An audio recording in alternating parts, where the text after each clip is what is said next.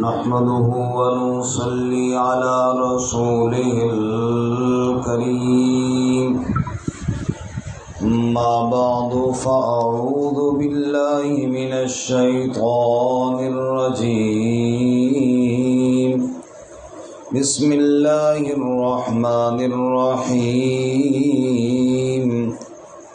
بل هم في شك يلعبون فارتقب يوم تأتي السماء بدخان مبين يغشى الناس هذا عذاب أليم ربنا اكشف عنا العذاب إنا مؤمنون أنى لهم الذكرى وقد جاءهم رسول مبين ثم تولوا عنه وقالوا معلم مجنون إنا كاشف العذاب قليلا إنكم عائدون يوم نبطش البطشة الكبرى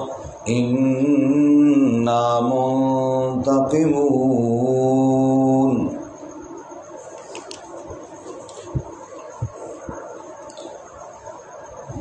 بل هم في شك يلعبون بلکہ وہ شک میں کھیلتے ہیں. فرتقب پس انتظار کیجیے یوم تأتی السماء بدخان مبین جس دن لائے گا آسمان واضح دھواں. یغشی الناس جو ڈھانپ لے گا لوگوں کو. ھذا یوم علیم ھذا عذاب علیم یہ دردناک عذاب ہے. ربنا اکشف عنا العذاب اے ہمارے رب دور کر دے ہم سے عذاب کو. انا مؤمنون بے شک ہم ایمان لانے والے ہیں. انا لہم الذکریٰ کہاں سے آئے گی ان کے لیے نصیحت. وقد جاءہم رسول مبین اور یقیناً آ گیا ان کے پاس واضح طور پر رسول. ثم تولوا عنہ پھر گئے اس سے. وقالوا معلم مجنون اور انہوں نے کہا سکھایا گیا دیوانہ ہے. نعوذ باللہ. انا کاشف العذاب قلیلا بے شک ہم کھولنے والے ہیں یعنی دور کرنے والے ہیں عذاب کو تھوڑا سا. انکم عائدون بے شک تم لوٹنے والے ہو. یوم نبطش البطشۃ الکبریٰ جس دن ہم پکڑیں گے بڑی پکڑ میں. انا منتقمون بے شک ہم انتقام لینے والے ہیں. سبحان ربک رب العزت عما یصفون وسلام علی المرسلین والحمد للہ رب العالمین. اللهم صل على سيدنا ومولانا محمد وعلى آل سيدنا ومولانا محمد وعلى آله وأصحابه أجمعين. معزز سامعین سورۃ الدخان کا پہلا رکوع آیت نمبر 9 سے لے کر 16 تک تلاوت کی ہے. اللہ تعالیٰ ان آیات کے مطابق صحیح بیان کی توفیق عطا فرمائے اور ہمیں قرآن و سنت پر عمل کرنے کی توفیق عطا فرمائے. گزشتہ سبق میں عظمت قرآن مجید صداقت قرآن پاک کا بیان تھا کہ اللہ تعالیٰ نے اس واضح کتاب کو برکت والی رات میں نازل کیا جس رات میں سارے فیصلے کیے جاتے ہیں اور یہ اللہ کی طرف سے رحمت ہے جو آسمان و زمین کا رب ہے ساری کائنات کا رب ہے. لا الہ الا ہو جس کے علاوہ کوئی الہ نہیں. زندگی اور موت کا وہی مالک ہے. تمہارا بھی اور تمہارے باپ دادا کا بھی وہی رب ہے۔ کتنی واضح آیات اور کتنا واضح مسئلہ، لیکن آج کے سبق میں فرمایا بل ہم فی شک یلعبون، بلکہ وہ شک میں کھیلتے ہیں، یعنی اللہ کی آیات میں شک کرتے ہیں۔ جب آیات میں شک ہوا تو بجائے اس کے کہ فکر مند ہو کر عمل کرتے، وہ کھیل و کود میں لگے ہوئے ہیں۔ بل ہم فی شک یلعبون، بلکہ وہ شک میں کھیلتے ہیں۔ فرتقب یوم تأتی السماء بدخان مبین، پس آپ انتظار کیجئے اس دن کا جس دن آسمان واضح طور پر دھواں لے کر آئے گا۔ اس کا ایک مطلب تو یہ ہے کہ قرب قیامت کی بڑی نشانیوں میں ایک نشانی دخان یعنی دھواں بھی ہے، کہ قیامت کے قریب ایک دھواں آئے گا جو زمین پر پھیل جائے گا۔ لیکن اکثر مفسرین فرماتے ہیں اور بعض آیات بھی اسی طرح بتا رہی ہیں کہ اس سے مراد وہ دھواں نہیں، وہ تو قیامت کی نشانیوں میں سے ہے، لیکن یہاں جو ذکر کیا گیا ہے یہ مشرکین مکہ پر جو اللہ تعالیٰ نے قحط کا عذاب نازل کیا تھا اس کی طرف اشارہ ہے۔ جب مسلسل کئی عرصہ بارشیں نہ ہوں تو پھر آپ آسمان کی طرف دیکھیں نا تو مٹی اور دھواں ہی نظر آتا ہے، صاف آسمان نظر نہیں آتا۔ مشرکین مکہ نے رسول اللہ صلی اللہ علیہ وسلم کی مخالفت کی، اللہ تعالیٰ نے ان پر قحط مسلط کر دیا اور بارشیں بند کر دی، اور ایسا قحط مسلط ہوا کہ وہ مردار کھانے پر مجبور ہو گئے، چمڑے کھانے پر مجبور ہو گئے۔ اللہ تعالیٰ نے فرمایا یہ جو مال و دولت کے نشے میں میرے محبوب صلی اللہ علیہ وسلم کا انکار کر رہے ہیں، میں اللہ چاہوں تو ان کو قحط کے اندر مبتلا کر دوں، یہ ایک ایک لقمے کو ترس جائے۔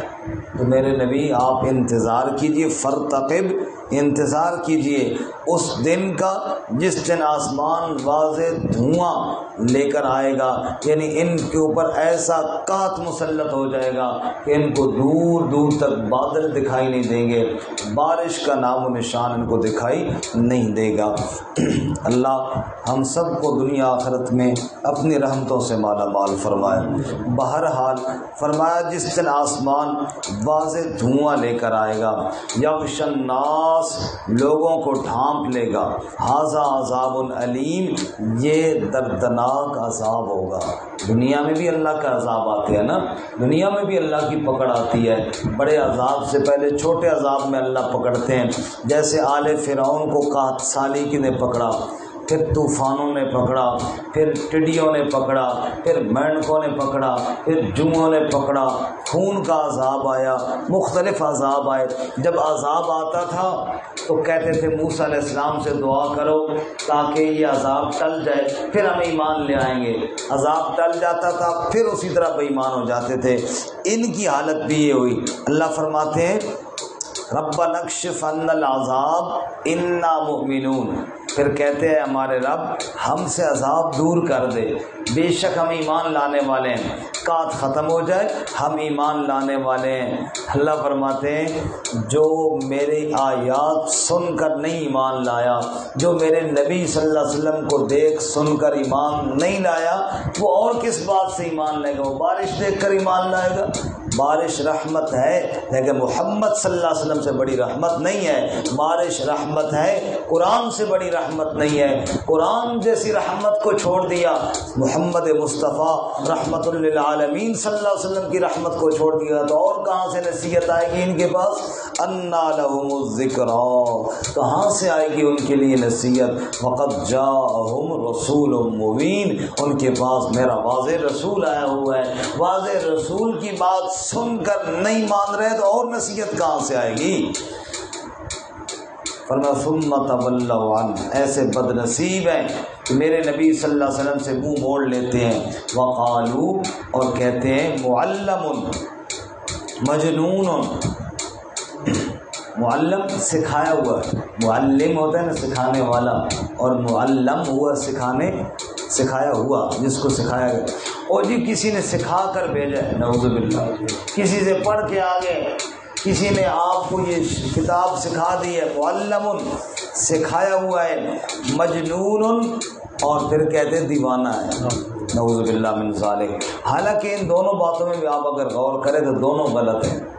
بھئی اگر مجنون ہے تو سیکھا ہوا کیسے؟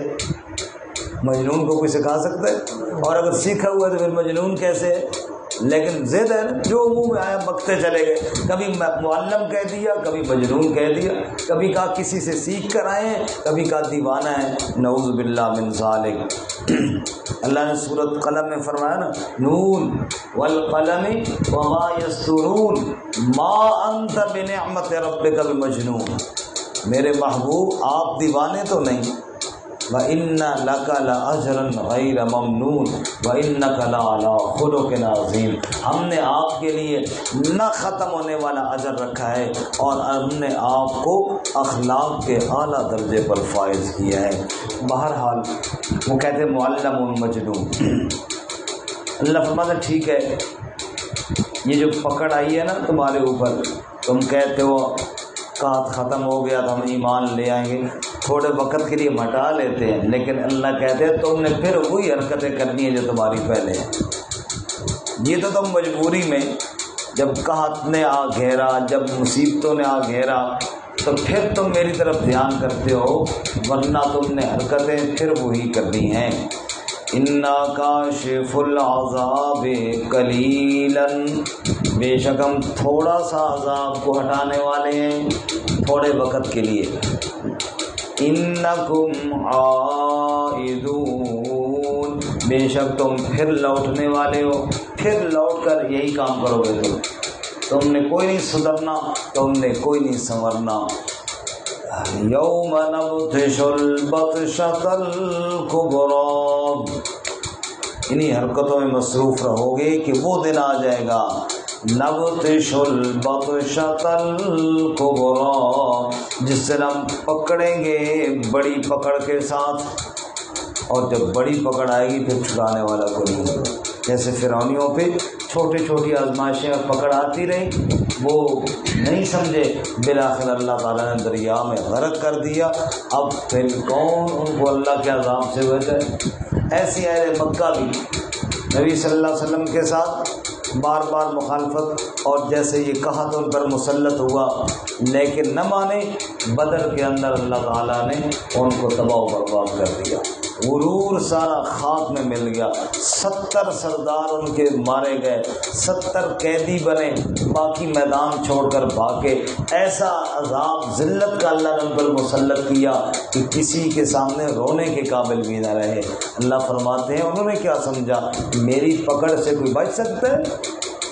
فرمایا چھوٹی ٹھوکر لگے تو انسان کو سمجھ جانا چاہیے، ورنہ بڑا عذاب بہت قریب آئے، ایسے لپیٹ میں آ جاؤ گے کوئی چھڑانے والا نہیں ہوگا۔ اللہ ہم سب کو اپنی پکڑ سے محفوظ فرمائے۔ یوم نبطش البطشۃ الکبریٰ، جس دن ہم بڑی پکڑ کے ساتھ پکڑ لیں گے، اِنَّا مُنتَقِمُونَ، بے شک ہم انتقام لینے والے ہیں۔ اللہ فرماتے ہیں جب میں انتقام لوں گا پھر چھڑانے والا کوئی نہیں ہوگا۔ اللہ ہمیں اپنی پکڑ سے محفوظ فرمائے۔ ترجمہ دوبارہ سن لیں۔ اللہ فرماتے ہیں بل ہم فی شک یلعبون، بلکہ وہ شک میں کھیلتے ہیں۔ فارتقب یوم تأتی السماء بدخان مبین، بس انتظار کیجئے جس دن آسمان واضح دھواں لائے گا، یغشی الناس، جو لوگوں کو ڈھانپ لے گا، ھذا عذاب علیم، یہ عذاب ہے دردناک۔ ربنا اکشف عنا العذاب، اے ہمارے رب ہم سے عذاب کو دور کر دے۔ انا مؤمنون، بے شک ہم ایمان لانے والے ہیں۔ انا لہم الذکریٰ، کہاں سے آئے گی ان کے لیے نصیحت؟ وَقَدْ جَاءَهُمْ رَسُولٌ مُبِينٌ، اور یقیناً ان کے پاس آئے واضح طور پر رسول، ثُمَّ تَوَلَّوْا عَنْهُ، پھر گئے وہ آپ سے، وَقَالُوا مُعَلَّمٌ مَجْنُونٌ، اور انہوں نے کہا سکھایا ہوا ہے، دیوانہ ہے، اِنَّا کَاشِفُ الْعَذَابِ قَلِيلًا، بے شک ہم عذاب دور کرنے والے ہیں تھوڑا سا، اِنَّكُمْ عَائِدُونَ، بے شک تم لوٹنے والے ہو، یَوْمَ نَبْطِشُ الْبَطْشَةَ الْكُبْرَىٰ۔